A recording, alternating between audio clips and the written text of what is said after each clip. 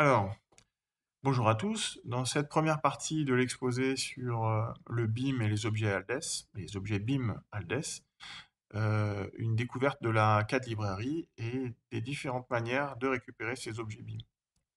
Donc, depuis l'espace professionnel ici, on peut aller directement à la CAD librairie.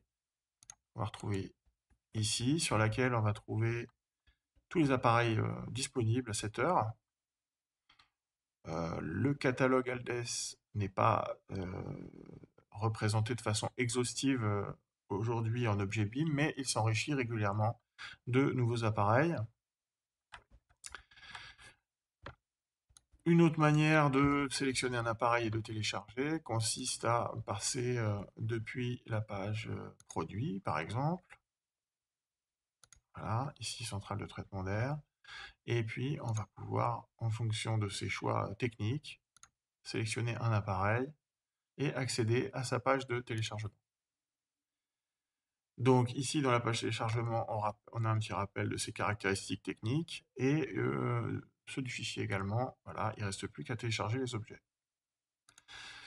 Donc qu'est-ce qu'on télécharge? En réalité, on télécharge ici un fichier zip dans lequel on va trouver plusieurs répertoires. Un répertoire qui contient la famille, donc l'objet BIM pour la centrale VEX, décliné sous deux montages différents, hein, en rectangulaire ou en circulaire. Et à chaque fois, cette famille sera présente en français et en anglais. Donc nous verrons ensuite ce qu'il y a exactement dans une famille Revit, puisqu'on se servira par exemple de cette centrale VEX dans un projet dans la partie 2 de l'exposé.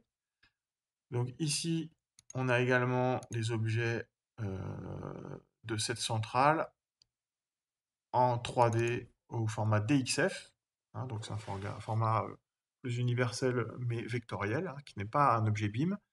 Mais certains utilisateurs aiment encore avoir, ont encore besoin de ces formats-là, et des objets vectoriels 2D pour les représentations de AutoCAD. En 2D, hein, bien sûr, donc ils ne sont pas en BIM. Voilà. La deuxième ou la dernière manière de récupérer des objets, c'est de se connecter à la plateforme BIMobject dédiée à ALDES, sur laquelle on retrouve l'intégralité de ce catalogue et de cette CAD librairie. Voilà. Merci de votre attention. On se servira donc de ces appareils dans la deuxième partie de l'exposé.